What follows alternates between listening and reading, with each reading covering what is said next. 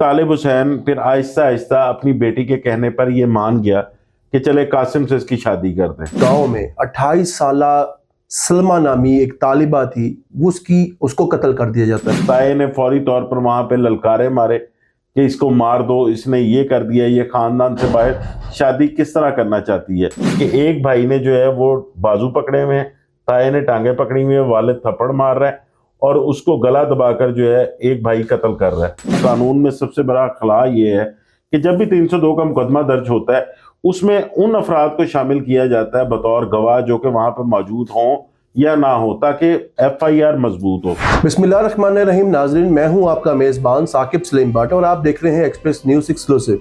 नाजरीन, बहावलपुर के एक गांव में 28 साल सलमा नामी एक तालिबा थी, उसको कत्ल कर दिया जाता है। उसकी लाश खेतों से मिलती है। इस अफसोसनाक वाक़े पर यह वाक़या कैसे रूनुमा हुआ, इसके क्या मुहर्रकात थे, इनमें कितने मुल्ज़मान अभी तक गिरफ्तार हुए हैं। हमारे साथ सीनियर तजज़िया निगार नुमान शेख साहब मौजूद हैं, हम इनसे आप पूछते हैं। नुमान भाई, ये बताइएगा कि ये सलमा का ये मतलब BSN-IT की स्टूडेंट थी, तालिबा थी, पढ़ी लिखी थी, सुना को पसंद की शादी करना चाहती थी, ये असल वाक़या क्या है, उसका कैसे कत्ल हुआ?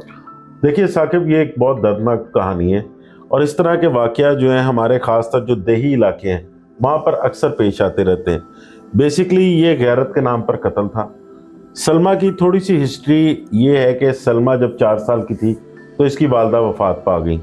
वहाँ पर एक ख़ातून है जिनका नाम अमीर माई है। उन्होंने शादी नहीं की हुई, पहले भी उनके पास जो गाँव के कई बच्चे पले बड़े।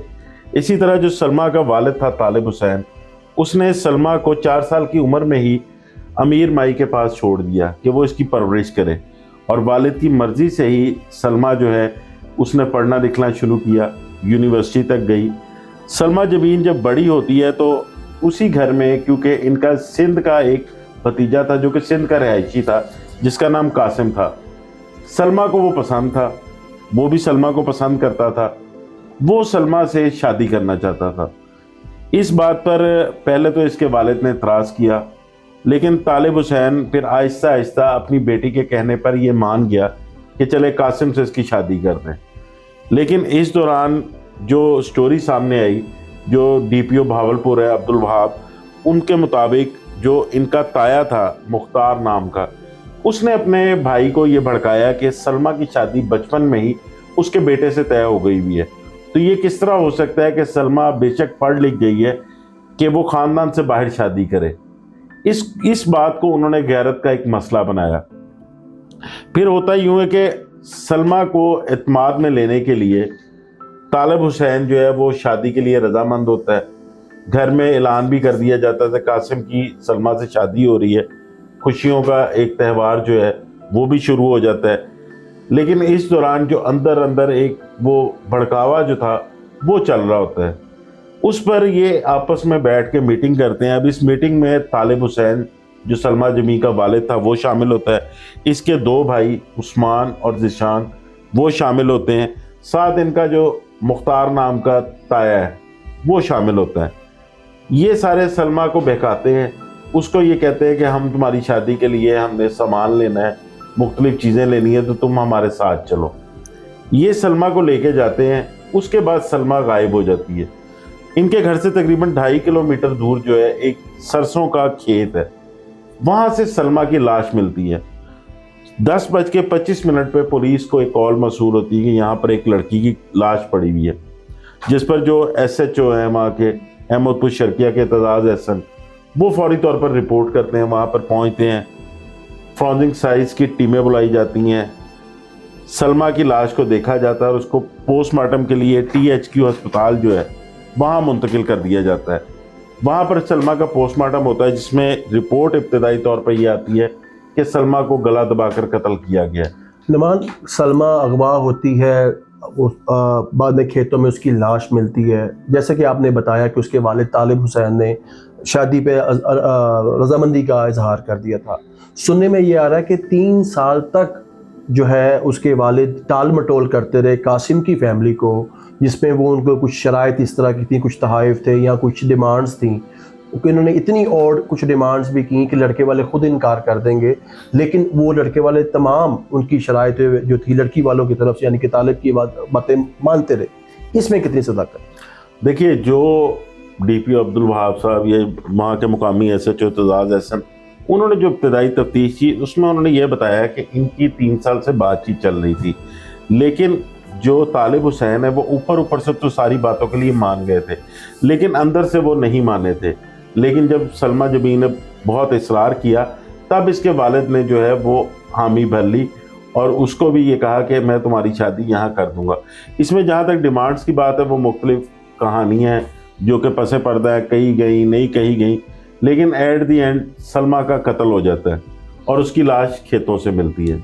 ये भी पता लग रहा है फैमिली के जरिए कि जब शादी की बात शुरू हुई, लड़की के लिए मेहंदी के लिए जो अरेंजमेंट्स उसकी सहेलियां वगैरह करती हैं या अजीज़ो कारब ख़वातीन करती हैं, तो उस दौरान उसकी 2 सहेलियों ने टेलीफोन पे किसी को गुफ्तगू करते हुए दीवार के पीछे से सुना कि सलमा को कल तक रास्ते से हटाना है। इस चीज़ में कितनी सदाकत है? और वो सहेलियाँ कौन थी? उन्होंने पुलिस को कुछ बयान दिया? देखिए साकिब साहब, इस वक्त हमारे यहाँ प्रॉब्लम ये है जो कि आज से नहीं बल्कि पाकिस्तान की जब से दफात बनी है 1870 से, जब से कानून बना है ये अंग्रेज़ के दौर का, उसमें 302 की एक FIR होती है जो कि कत्ल की दफात के तहत होती है।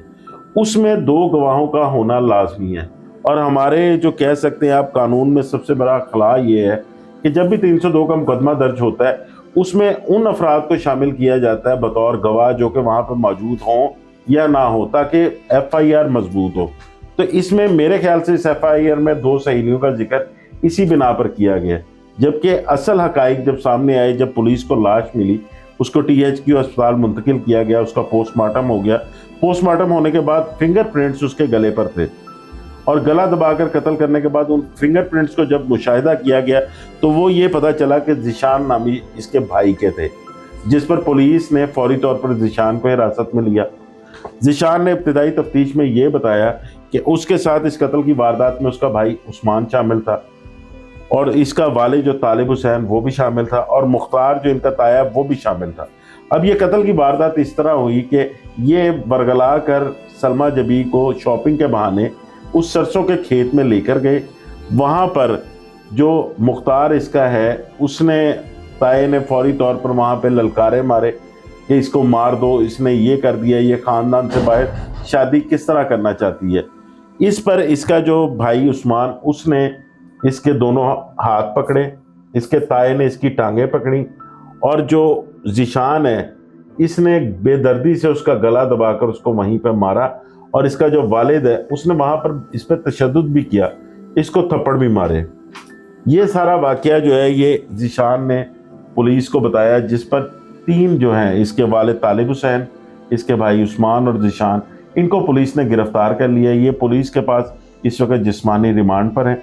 जो इनका ताया मुख्तार उसने अपनी अबूरी ज़मानत करा ली थी, 18 तारीख तक उसकी जो है वो इस माह की ज़मानत है अभी, क्योंकि पुलिस का ये कहना है कि पिछली पेशी पर हमने उसके तमाम हकाइक लिख कर अपने बयान अदालत में जमा करवाए थे, लेकिन कुछ वकला के इलेक्शन चल रहे थे जिसकी वजह से जो अदालत ने अगली तारीख पर उसकी पेशी डाल दी और 17 को हमें उम्मीद है कि उसकी ज़मानत भी खारिज हो जाएगी और उसको भी गिरफ्तार करके अब शामिल तफ्तीश किया जाएगा। हमारे नाज़रीन को ये बताइएगा कि सलमा जबीन ये टोटल कितने बहन भाई थे और इसमें कहा यह जा रहा है कि सलमा की 3 या 4 साल की जब उम्र में थी तो उसकी वालदा की मौत हो गई थी, बल्कि वो भी शायद मुबैना तौर पे कत्ल ही था जो घर में गला दबी लाश मिली थी। और सेम जो है अब 24 साल के बाद उसी की बेटी के साथ यानी कि सलमा के साथ भी वही इंसिडेंट हुआ।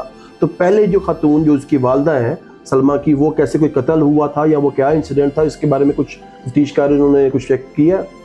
देखिए वो 24 साल पहले का वाक़या था। इसमें जो सलमा के बचपन की बातें कई सामने आई, उसमें अमीर माई जिनके पास ये पली बड़ी, उन्होंने ही बताया कि ये बहुत धीमे मिजाज की थी, ये वालिद से बहुत ज़्यादा मोहब्बत करती थी। इसने अपने वालिद के लिए बाकायदा कोई नज़म और शार लिख के भी अपने घर में लगाए हुए थे और इससे वालिद की मोहब्बत इतनी थी कि ये घर से सिर्फ वालिद को मिलने जाती थी। हालांकि इसकी 2 छोटी बहनें भी थी और इसके 2 भाई और थे, ये टोटल 5 बहन भाई थे।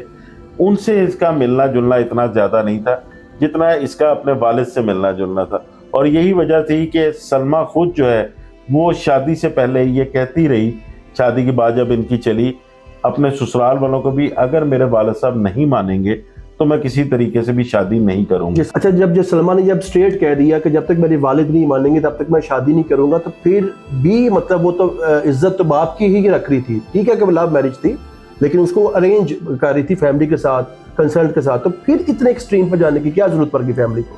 फिर कौन सी गैरत हुई? देखिए साकिब, जिस वक्त ये बात हुई, जो एक हमारा तजर्बा है, क्योंकि इस तरह के हमने बहुत सारे केसेस देखे जिसमें गैरत के नाम पर इस तरह कत्ल हुए, उसमें जहाँ तक मेरा ख्याल है कि वालिद की मोहब्बत में सलमा ये सारी बातें कहती रही और वालिद भी सलमा जबीर की मोहब्बत में मान गया।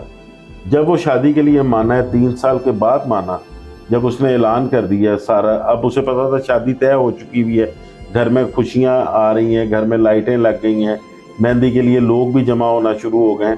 उस वक़्त उसको दोबारा जो है इश्तियाल दिलाया गया, और वो इश्तियाल दिलाने वाला मुख्तार था जो इनका ताया था, जिसका ये कहना था कि बचपन में ही सलमा की शादी मेरे बेटे से तय हो चुकी हुई है, तो अब ये किसी सूरत भी ख़ानदान से बाहर शादी नहीं करेगी।